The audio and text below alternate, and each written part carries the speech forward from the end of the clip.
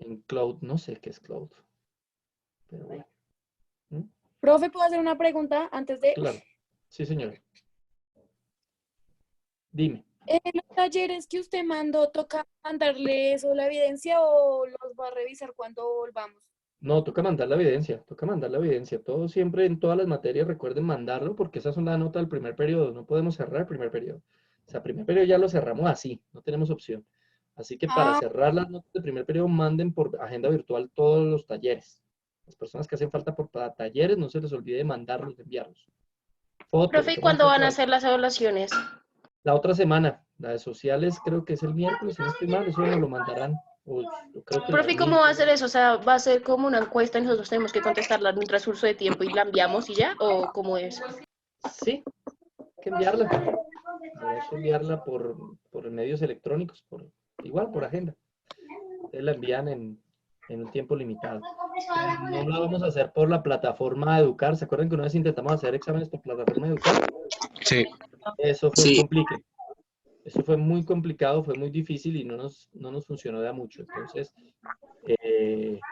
no va a ser por ese medio. Algunos profesores lo van a hacer por Google.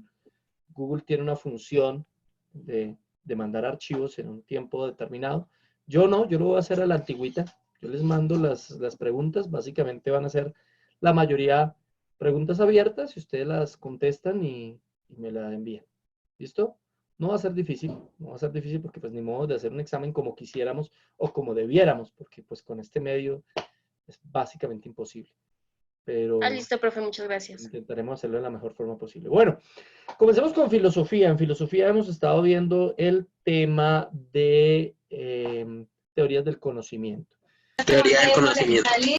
Sí, señor, teoría del conocimiento. Entonces, cualquier pregunta que ustedes tengan, háganla ahora mismo sobre teorías del conocimiento, posibilidades del conocimiento. Hablamos ya sobre, lo último que vimos era racionalismo, empirismo, criticismo, intuicionismo, ¿sí? Todo lo que tiene que ver con las teorías del conocimiento. Si tienen alguna pregunta alrededor de ello, pues este es un buen momento para hacerla porque necesitamos aclarar dudas con respecto a la teoría del conocimiento. Entonces, filosofía, teoría del conocimiento, teorías de actividad, teoría de cuestionario, teorías. Está.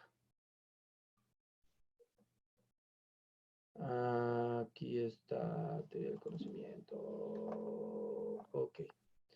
Entonces, hagamos aquí lo siguiente. Share.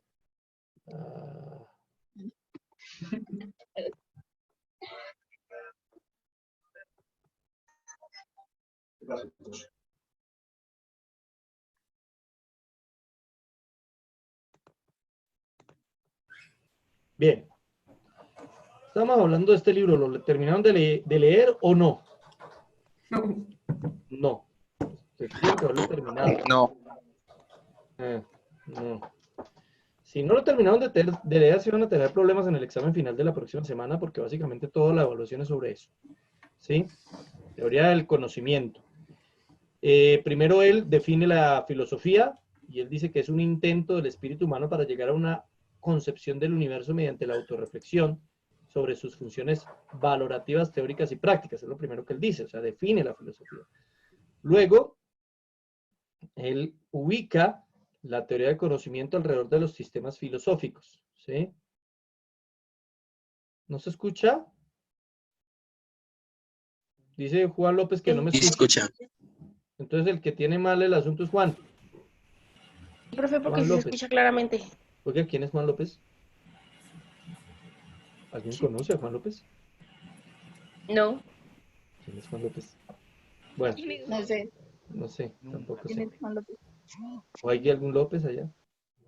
En el curso En el tiene salón no López. hay ningún López. Qué raro.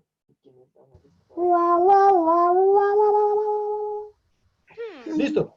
Entonces, estamos hablando de que la concepción del universo se divide en una concepción metafísica y una teoría del universo.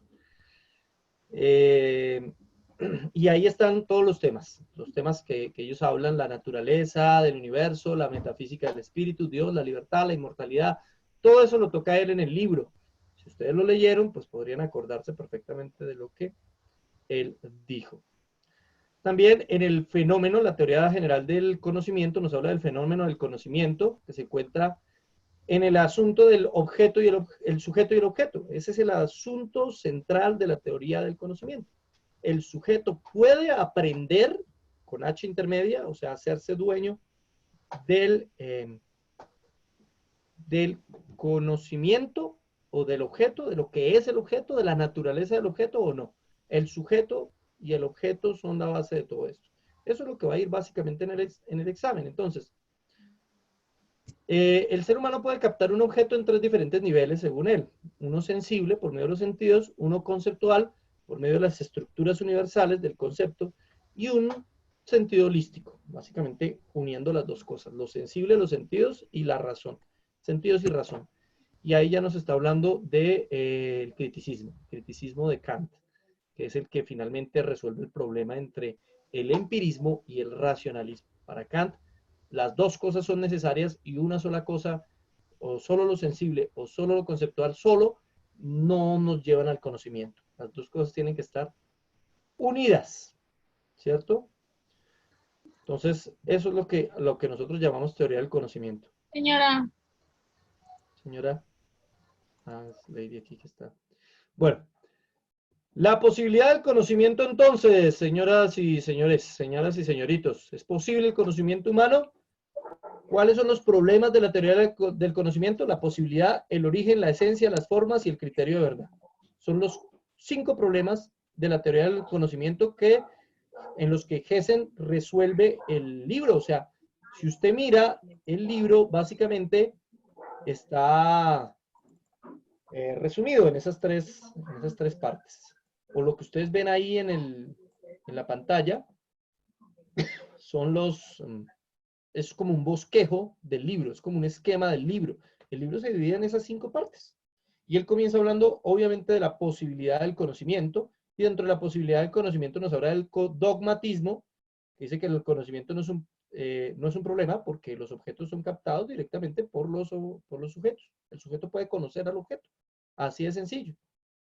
¿Cierto? Luego habla del escepticismo, que dice que el conocimiento no es posible, entonces la verdad no existe, eso ya lo hablamos. Escepticismo, la verdad no existe. Subjetivismo y relativismo, que son 2 hermanitos que se parecen mucho, y el primero considera que algo puede ser verdadero para una persona, pero no para otras, y el segundo piensa que el conocimiento es relativo al contexto cultural. ¿Sí? Entre ellos tenemos subjetivistas como Protágoras o relativistas como Spengler. Que tienen el mismo problema del escepticismo, ¿no? Que si la verdad no existe, entonces ese mismo planteamiento no es verdad. O que si la verdad es subjetiva, entonces ese planteamiento es subjetivo, depende de quién lo diga. O si es relativo al contexto, pues entonces es el mismo argumento relativo al contexto de donde se dijo. Entonces, pues el mismo problema del empirismo. El pragmatismo, que lo hablamos también en la clase, que el conocimiento humano tiene sentido solamente en el campo práctico, lo que sirve. Si no sirve, entonces no es verdad. La verdad en sí misma no importa, lo que importa es para qué sirve el conocimiento. Si aprendemos o no la esencia del objeto, eso qué importa, lo importante es para qué sirve lo que sabemos. Y eso es lo que manejan tipos como James, Schiller, Nietzsche y Simmel, ¿sí? Que son los exponentes máximos del pragmatismo, sobre todo Nietzsche, que es pragmático por excelencia. Y el criticismo, que propone la confianza en cuanto al conocimiento humano en general, ¿sí? Y al mismo tiempo la desconfianza. O sea, hay que confiar, pero no creer que ya tenemos el conocimiento absoluto. Confiar y desconfiar al mismo tiempo. ¿Ok? ¿Hasta ahí alguna pregunta? Hagan preguntas, porque esta es una sesión de preguntas. Estoy resumiendo lo que ya vimos. Preguntas, opiniones, comentarios. ¿No? Bueno. Profe, ¿será que puedes volver a la primera diapositiva, por favor? Ay, no se ponga a copiar todo. ¿Esta? No, no es para copiar, no es para copiar, es para mirar, es que llegué tarde a la videollamada. Esta, Alejandra. Estamos viendo un resumen, un esquema. Este es el esquema del libro de teoría del conocimiento que se supone debieron haber terminado de leer. ¿Sí? Y aquí está el esquema del libro. Y aquí está, ya comenzamos a desarrollarlo. Lo primero que él toca en el libro es posibilidad del conocimiento, donde están esos conceptos, que hay que tenerlos claro. Y luego él comienza a hablar del origen, el origen del conocimiento. Y el origen del conocimiento, señoras y señoritas y señores, habla precisamente del racionalismo y del empirismo. El racionalismo como la postura epistemológica que sostiene que el pensamiento y la razón es la fuente principal del conocimiento humano, o sea que todo eso lo debe conocer solamente por medio de pensarlo, de la razón, porque los sentidos nos engañan. Obviamente, el máximo representante de esto, del racionalismo, es René Descartes, pero el racionalismo surge de pensadores antiguos, o sea, de Platón, de Plotino, de Agustín, ¿sí? Malebranche. Pero ya después viene Descartes, que es el padre de la ciencia o de la filosofía moderna, que expresa el racionalismo desde el idealismo a su máxima expresión, y Leibniz, que va a seguir y va a ser en cierta manera discípulo de Descartes. La mayoría de estas personas racionalistas creen en Dios. ¿Sí? La mayoría de los filósofos racionalistas creen en Dios. Por eso incluimos a Aristóteles, a Platón, a San Agustín, a Descartes. Son tipos que creen en la existencia de Dios porque, pues obviamente, al pensar que el conocimiento es innato, quiere decir que estaba en algún lado antes. Que tiene que haber, que el conocimiento es una cosa en sí mismo. El conocimiento es entonces Dios mismo, que se revela a las personas por medio de su razón, de su forma de pensar. El empirismo no, la mayoría de los empiristas son ateos y creen que el conocimiento solamente viene de la experiencia y el contacto con la realidad. ¿Sí? Dejen de escribir en ahí. Y está Stuart Mill, Luke, Hum, todos los empiristas. Bueno, eso ya lo debieron haber leído. También habíamos hablado del intelectualismo, que es una postura que intenta encontrar un término medio. Ana María. Señor. Ah, no. A ver si. Apaguen sus micrófonos. Camilo. ¿Quién más está hablando por ahí? ¿Saben que me gusta, estas clases virtuales me gusta algo? Me gusta que los puedo callar aquí a las malas, entonces es chévere. Entonces, ahí está Daniela, ya le puse mute, por ejemplo. Bueno, entonces, el intelectualismo intenta mediar entre el racionalismo y el empirismo, ¿sí o no? Lo desarrolla en la Edad Media en algún sentido Tomás de Aquino. Y cree que lo racional proviene de lo empírico. Por eso es que les decía en la clase pasada que el intelectualismo está más cerca al empirismo, pero no descarta el racionalismo, pero sí es más cerca al empirismo. Y el apriorismo, que es más cerca al racionalismo. Y es lo que realmente el apriorismo soluciona el problema del lío entre racionalismo y empirismo. Él encuentra, Kant es el máximo el representante del apriorismo, encuentra el término medio, ¿sí? Como las dos cosas se necesitan simultáneamente. No es que primero yo lo recibo con los sentidos o primero yo recibo con la razón. No, es que la razón y los sentidos van jugando juntos al mismo tiempo, se necesitan. No puede existir conocimiento solo con los sentidos ni conocimiento solo con la razón. Eso es una cosa inexistente para Kant. Todo conocimiento tiene las dos concepciones, tanto los sentidos como la razón. ¿Alguna pregunta? Pilas, porque esto es lo que va en el examen, señor. Profe, ¿me podría explicar más el intelectualismo?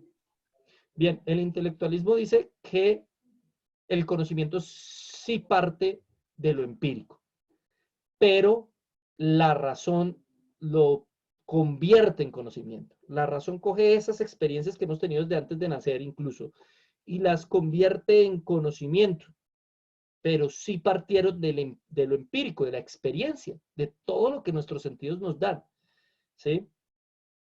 Entonces, por eso intenta ser un término medio en el sentido de que dice que el conocimiento no es conocimiento, sino pasa por la razón. La razón es la que convierte la experiencia en conocimiento. Y en eso se aleja del empirismo, porque el empirismo dice, no, el conocimiento es conocimiento por la experiencia. El apriorismo, por su parte, es diferente porque sí pone los dos al mismo tiempo. No es que yo primero tenga una experiencia, o como dice el racionalismo, no es primero que yo tenga el concepto racional y el empírico solo me comprueba lo que yo ya tengo como concepto racional. No, en el apriorismo las dos cosas funcionan a la vez. En el intelectualismo primero va lo empírico, pero lo empírico no es conocimiento, sino hasta que llega a ser racional, hasta que lo pienso, hasta que lo medito. Ahí es conocimiento. En lo empírico no, en el empirismo mismo no necesito ni siquiera racionar sobre un conocimiento para que este sea conocimiento. ¿Mm? El bebé no racionaliza sobre su llanto y sin embargo conoce que llorando le dan de comer. ¿Me entienden? Hasta la diferencia entre el empirismo y el intelectualismo. El intelectualismo cree que no hay conocimiento sino es racional. Y intenta ser un término medio, pero a mi concepto fracasa en ese intento. ¿Sí? En cambio, el apriorismo sí logra su cometido, solucionar el problema entre empirismo y racionalismo. De hecho, está un poco más cerca al racionalismo, en cierto sentido. Y Kant, como filósofo, está más cerca a Descartes que a Bacon o a Hume. Está más cerca Kant a Descartes y a Hegel, que son idealistas, que son racionalistas. ¿Sí? Kant también en cierto sentido, pero él no es racionalista, él es a priorista. Y Kant también va a creer que Dios existe. Pero para él, el conocimiento de la existencia de Dios necesita no solamente ser racional, como para Descartes, sino también empírico. Necesita una prueba empírica. Y la prueba empírica que logra Kant se llama el argumento moral de la existencia de Dios. Por medio de la moral y de la ética, comprueba Kant que que Dios debe existir. Porque existe lo bueno y lo malo. Lo bueno y lo malo necesariamente existe. Pero ¿quién dijo que es bueno y que es malo? No puede ser el hombre, porque el hombre es subjetivo. Así que tiene que haber algo externo al hombre, consciente, racional, que designe qué es bueno y qué es malo. ¿Por qué? ¿Porque él quiere que eso sea bueno? No, porque él es bueno. Y desde ese punto de vista, Kant argumenta que Dios existe porque es un ser que pueda designar qué es bueno y qué es malo por su propia naturaleza, pues tiene que ser Dios. ¿Sí? Entonces el apriorismo nos argumenta no solamente que las dos cosas, experiencia y razón, se necesitan, sino también que Dios existe, ¿no? Eso va todo conectado en una sola filosofía. Profe, ¿Alguien ¿Hessen más? de quién era? ¿Cómo? ¿Hessen? ¿Era un filósofo de qué? Hessen no, nos hace solo un resumen de eso, y a lo último del libro, él nos expone su propia teoría del conocimiento, y extrañamente para algunos, es una teoría que se fundamenta en un concepto que ninguno de estos manejó, y es el concepto de la fe. ¿Sí? Hessen finalmente resulta siendo un racionalista. Cuando uno mira a Hessen es un tipo que nos va a hablar de fe a lo último del libro. Ustedes vayan al último del libro y verán que el tipo comienza a tratar el problema de la fe y termina diciendo que finalmente todo conocimiento es por fe, que finalmente nosotros no tenemos seguridad de ningún conocimiento y que cualquier conocimiento que tengamos o que creamos, lo creemos porque tenemos fe en alguien que lo dijo, ¿sí? O en alguien que lo probó, o en nuestra propia experiencia, resultamos teniendo fe en nosotros mismos. Entonces el conocimiento para Hessen es una cuestión de fe. No una fe, ojo, fe no como una creencia ciega, no como en el sentido de Kierkegaard del paso al vacío, no. Fe en el sentido de la confianza en lo que alguien cree, ¿sí? O en lo que yo mismo, mis propias conclusiones.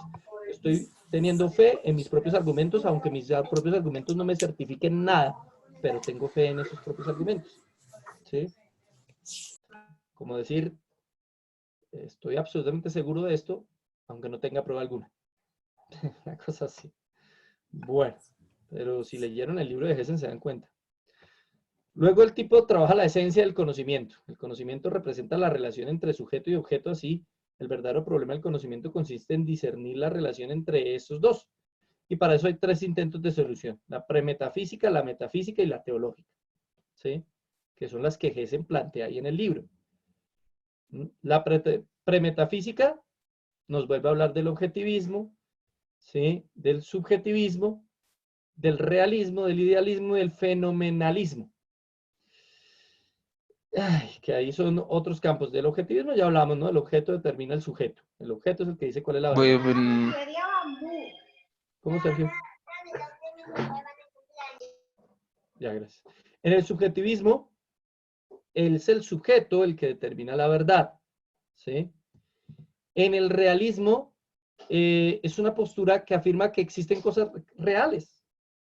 Las cosas realmente existen independientemente de si hay un sujeto que las piense. O sea, las cosas están ahí, punto. Son reales y tienen una verdad real en ellos mismos. por encima de si hay un sujeto que las piense o que las medite o que las diga. ¿Sí? Ese es el realismo, y es donde está Demócrito, Galileo, Descartes, Hobbes, Locke, Dilthey, Scheller, etc. Y en el idealismo es todo lo contrario. El idealismo dice, estos ya son planteamientos metafísicos, no premetafísicos. En los planteamientos metafísicos dicen, no existe la realidad. No existe nada real. Lo único que existe es la conciencia del hombre. Nada existe si no hay un hombre que lo piense. ¿Cómo va a haber algo que exista si no hay alguien que sepa que existe? Si no hay alguien que sepa que existe, entonces eso no existe. Esos son idealistas.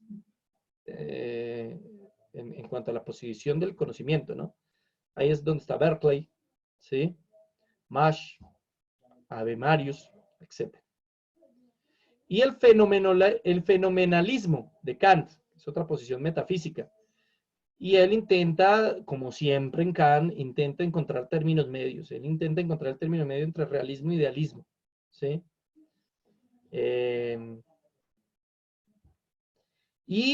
Dentro de su teoría para encontrar ese término medio, él dice que el mundo se nos presenta a priori y a posteriori. O sea, el mundo sí existe para Kant, pero su existencia cobra realismo en el momento en que el hombre la interpreta. Así que hay un conocimiento a priori, una existencia a priori, las cosas ya existen, así yo no las conozca, existen, ¿sí? Pero se hacen reales para mí solo en el momento en el que sé que existen. Es un poco complejo, pero es lo mismo, es básicamente lo mismo que Kant hace siempre, buscar un término en medio entre dos posiciones opuestas. Y eso es lo que hace de Kant uno de los filósofos más importantes de la historia, que intentó mediar, intentó juntar. Lo que pasa es que se da cuenta que básicamente como que todas las ideas en el mundo se oponen, y parecen ambas tener argumentos de verdad, ¿sí? Y es lo que dice, sí, es que ambas tienen argumentos de verdad, pero también argumentos de mentira. Lo que pasa es que la verdad tiene que ser más completa, tiene que ser algo que nos permita ver el complejo completo del espectro del conocimiento. No sé si tengan algunas preguntas ahí, seguramente sí. ¿No? Hablen ahora o callen para siempre. Guío. O sea que básicamente lo que hace es depender, o sea, digamos, en el realismo decían que todo existía sin importar que un hombre lo pensara o no. En el idealismo decían que nada existía al menos de que lo pensaran. Entonces lo que Kant hace es decir, existe, pero toma más relevancia cuando lo interpreta un hombre. Sí, lo que Kant dice es, existe, ¿sí? Como verdad, pero no existe para mí, solo existe para mí cuando yo lo conozca. Ahí es real para mí, ¿sí? O para los hombres, para los seres humanos. Entonces, Okay.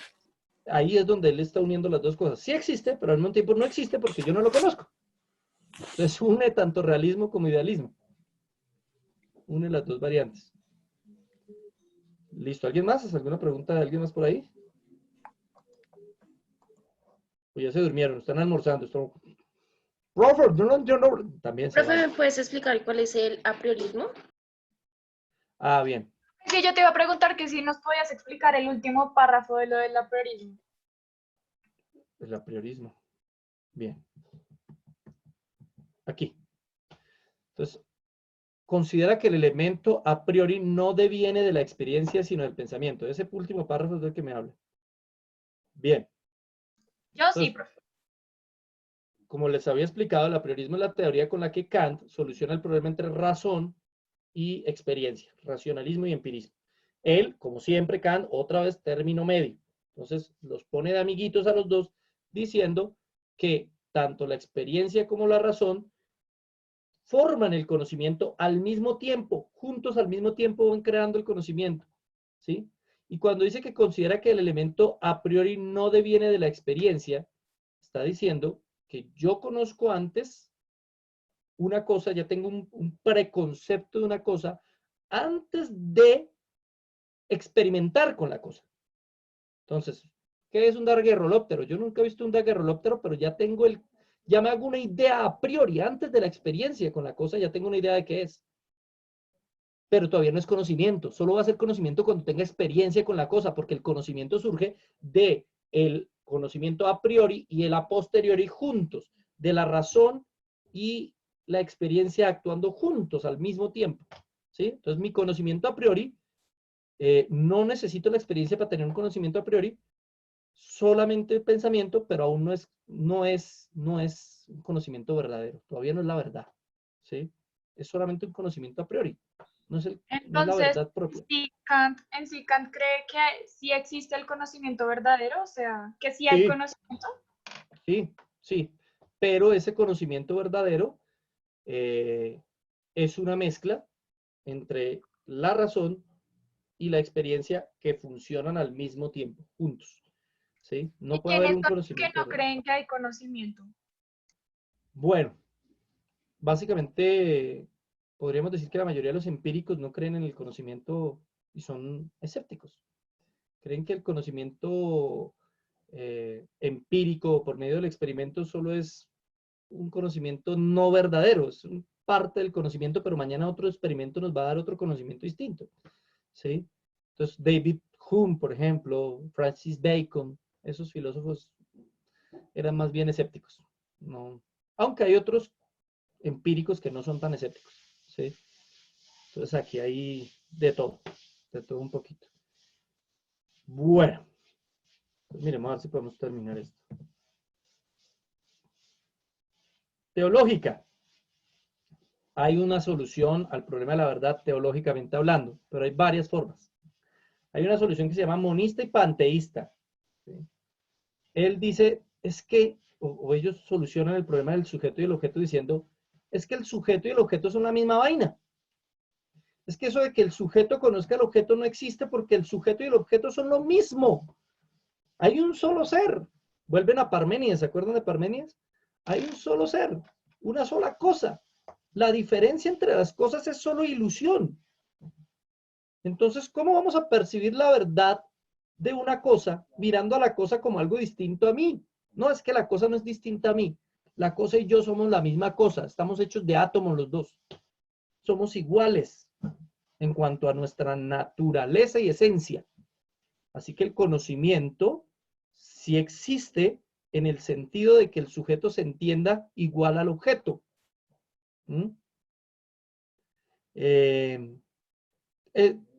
Es una cosa bastante compleja, ¿no? Porque viene desde Parménides, y luego la van a desarrollar ya en los últimos años, o bueno, en la modernidad, Spinoza y Schelling van a desarrollar básicamente todo lo relacionado con eso.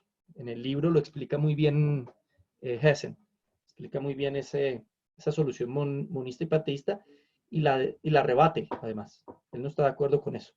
Él dice, no, porque eso implicaría que si todas las cosas son una sola cosa, entonces, desde esa solución teológica, Dios también es todo. Y si Dios es todo, Dios está en todas las cosas y todas las cosas son Dios. Y si Dios es todas las cosas, pues yo también soy Dios. Entonces Dios dejaría de ser Dios porque yo soy Dios. Yo soy pedacito de Dios, pero como Dios no me puede partir en pedacitos porque Dios es una sola unidad, entonces toda la naturaleza divina está en mí mismo también. Y se vuelve un enredo, se vuelve esa solución monista panteísta, se vuelve una sopa. Sin embargo, hay gente que cree en eso, ¿no? Hay gente que cree que los árboles son Dios y la naturaleza son Dios y nosotros somos pequeños dioses y cosas de esas. Hay gente que cree en eso, pero Hessen en el libro la rebate muy fuertemente, la debate tenazmente. Hay otra que se llama la solución dualista teísta, ¿sí? Y ellos dicen, sí, el sujeto y el objeto son dos cosas diferentes, pero hay algo que las une. Y es que ambas fueron creadas por Dios, ¿sí? Entonces, aunque el sujeto y el objeto sí son distintos, hay digamos, una parte de Dios en cada uno. Entonces, para conocer esas dos cosas, tengo que para conocer al objeto, este es el objeto, yo lo voy a conocer, para conocerlo, tengo que conocer lo que nos vincula a nosotros. A este objeto y a mí nos vincula que ambos fuimos hechos por Dios. Bueno, esto lo hicieron Logitech, eso lo hacen en Suiza. No, estoy hablando de la naturaleza y la esencia del objeto. La esencia del objeto, con lo que está hecho, pues lo hizo Dios, y para conocer su esencia tengo que conocer al mismo que hizo mi esencia, es decir, a Dios, que es Dios. Si no conozco la naturaleza de Dios, pues no conozco la naturaleza del objeto, ni conozco la naturaleza mía. Entonces ahí tiene que haber una armonía entre lo que es el objeto y lo que soy yo. Cosa que es bastante complicada de obtener, ¿no? Y de lograr. Pero bueno, esta es una solución dualista y teísta, ¿sí? Que es generalmente la solución que siguen los grupos religiosos, ¿sí? Y las religiones, la filosofía religiosa sigue ese punto de vista. Para conocer la verdad, yo tengo que conocer a aquel que es la verdad. Y como Dios es la verdad, pues tengo que conocer a Dios para poder conocer la verdad sobre cualquier cosa, que era lo que decía Agustín de Hipona y Tomás de Aquino, ¿sí? Desde su filosofía. Bueno, luego él termina, y con esto terminamos nosotros también, él termina hablando de especies del conocimiento. O sea, él dice, es que el conocimiento no puede ser solamente un conocimiento científico, ese es un tipo de conocimiento, pero hay otros tipos de conocimiento. No solamente el científico es conocimiento. Y él habla, por ejemplo, del conocimiento intuitivo, cómo uno conoce algo intuyendo las cosas. Usted no tiene ningún argumento científico, pero usted intuye. Aquí como que hay gato encerrado. Usted intuyó algo y ya tiene un conocimiento de que algo está pasando y generalmente es cierto, ¿sí? Porque vio algunas cositas de pronto, pero a veces ni siquiera ver cosas, ¿sí?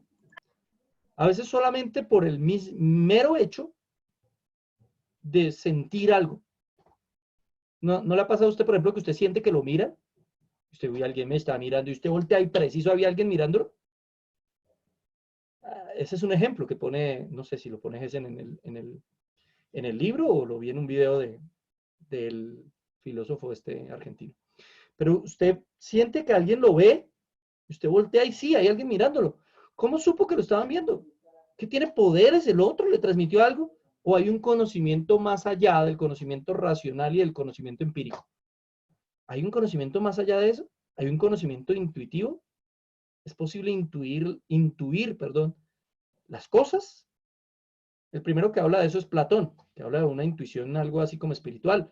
Luego, obviamente a él se va a agregar Plotino, Agustín, Descartes, todos los racionalistas básicamente van a estar de acuerdo de que el conocimiento no es solamente racional, sino hay una intuición en el conocimiento. Y el conocimiento preexiste en el ser humano y el conocimiento nace con el ser humano, ¿sí? Luego Pascal, Blas Pascal, Malebranche, Bergson, Diddley, etc.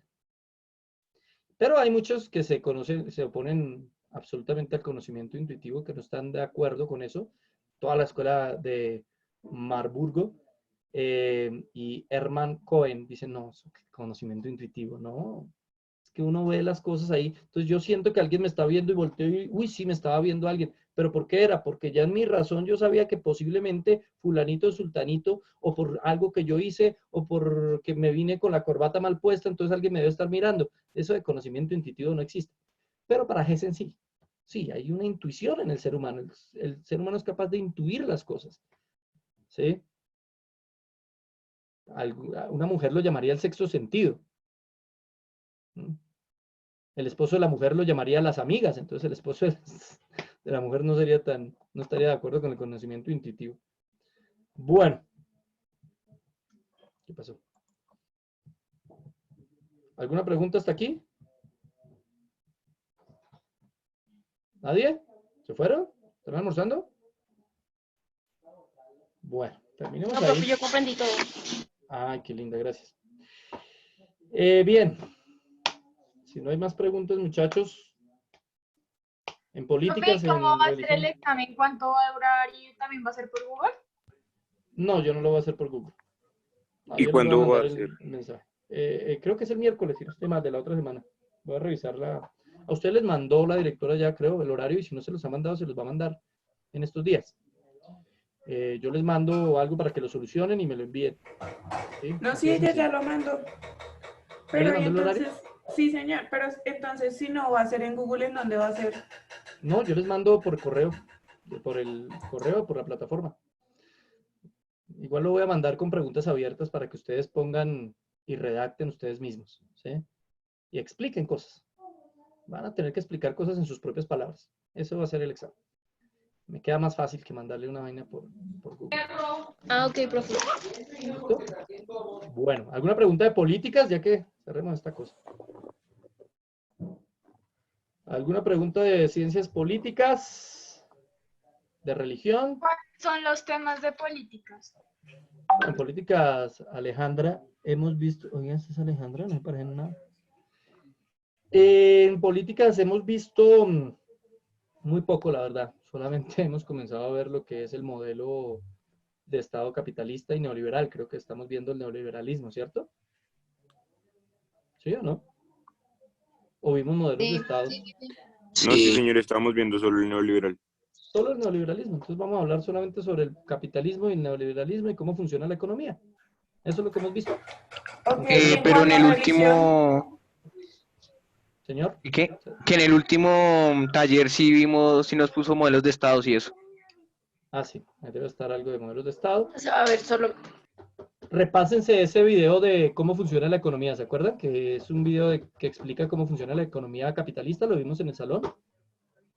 Ese lo consiguen fácil por YouTube, escribiendo solamente cómo funciona la economía capitalista. Y le sale ahí el videito con los muñequitos y qué es el crédito y qué son las tasas de interés y la palanca el apalancamiento de la economía. Explica todo cómo funciona una economía de libre mercado. y en religión, porque en religión creo que solamente alcanzamos como a ver un tema, pero como a medias. Sí, en religión no les voy a hacer básicamente, les haré una pregunta o dos porque es que no alcanzamos sino a ver revelación especial, que es la Biblia y eso. Y Jesucristo manifestado por la Biblia, entonces pues no puedo hacerles mayor examen, no creo que les mande un examen como tal de religión, no, porque la verdad no tuvimos tiempo, no hubo cuándo. Ya retomaremos después cuando estemos en el colegio. ¿Alguna otra pregunta? ¿Alguien más? ¿Nadie? ¿Chistes, comentarios, opiniones? ¿No? No, señor, todo bien. Gracias, bien. Tuvimos 20, hay 20, están todos básicamente. Bien, muchachos. Esto de la cuarentena, mis queridos muchachos, seguramente se prolongue. Estén preparados. Por ahora vamos hasta el 13 y como lo planteó la directora, hasta ahora está planteado para tener las vacaciones de mitad de año. Pero lo más seguro es que si O sea, ¿cómo prolongan, es? o sea, hasta ahora estamos normal, estamos cumpliendo nuestro calendario normal y tenemos la Semana Santa normal y las vacaciones las tendríamos en mitad de año. ¿Sí o no? Hasta ahora. Pero si esta cuarentena se prolonga, que es lo más posible, que la alarguen, entonces sí, lo más seguro es que el colegio decida adelantar vacaciones, las 2 semanitas de mitad de año. Entonces ahí sí, quién sabe. O sea que nos toca estudiar en vacaciones, o sea, prácticamente si se llega a alargar, sí Si se llega a alargar esto, lo más seguro es que nos toque estudiar en junio y julio completo. Entonces váyanse preparando, háganse a la idea de todo eso. Pero digamos, profe, ¿Cómo? Si adelantan las vacaciones, ese tiempo no nos dejarían trabajos, ¿o sí? ¿Se adelantan? No, porque nosotros generalmente en vacaciones no dejamos trabajos. Se adelantan las vacaciones. ¿Sí? Como en A lo que Semana se Santa. refiere Guido es, si estudiamos, digamos, en junio y julio, ¿nos dejarían trabajos en ese tiempo? Pues claro, pues estamos estudiando normal. Serían las clases que no tomamos en abril. Y si la cuarentena, Dios no lo quiera, se alarga más de la cuenta por ahí hasta julio. Uy, sin idea. Ni idea que haga el gobierno, pero no creo que aguantemos en este país una cuarentena tan larga como la que están haciendo en China, o la que hicieron en China, que fueron casi 3 meses. No creo que nosotros aguantemos todo eso, porque la economía aquí no es como la China, y el Estado aquí no es como el Estado chino. La gente tiene que comer de algo y que entraríamos en una crisis terrible. Entonces, pues, Y eso que es hasta el 30 de mayo. No, la hasta el cuarentena 30 de mayo son las clases de la universidad, pero para los colegios sí hasta ahora, hasta que se acabe la cuarentena ahí en abril. hasta Lo que cuando se salió pueda. en el artículo de la revista Semana fue que la cuarentena para los mayores de 70 años es hasta el 30 de mayo y que el 20 de abril se reevaluarían las medidas de que si se puede volver a colegios y universidades. Eso fue lo Sí. que yo leí. Sí, todavía no se han tomado decisiones sobre eso. Los adultos mayores sí van a tener hasta el 30 de mayo y más. Eso después lo siguen dejando otro rato ahí. Entonces, pues esperemos a ver que hay que estar pendientes, pero ojalá pudiéramos volver a clase después de Semana Santa. Así. Pero todo está re complicado porque hasta las funerarias no dejan hasta 5 personas para ir y no puede haber Imagínense. ningún contacto. Está complejo, sí. Está complejo. Váyanse haciendo la idea. Mejor uno... Cosa que si... Es mejor uno hacerse la idea. Cosa que si quitan la cuarentena, pues uno feliz. Uy, la quitaron antes de lo que imaginaba. Pero si usted está pensando en salir el 13 de abril y alarguen la cuarentena, sí quedamos aburridos todos. Pero bueno, muchachos, acá seguimos trabajando. El caso es que seguiremos trabajando por aquí y no les voy a dejar tarea para que estudien todo lo que puedan y les vaya bien en el examen. ¿Listo? Esa es la idea. Bueno, profe, muchas gracias. Bueno, muchachos, juiciosos, que estén bien. Feliz tarde, que almuercen. Bueno, Chao. profe. Bueno, se cuidan. Chao. Chao, chao, adiós. Gracias. Que duerman. Gracias.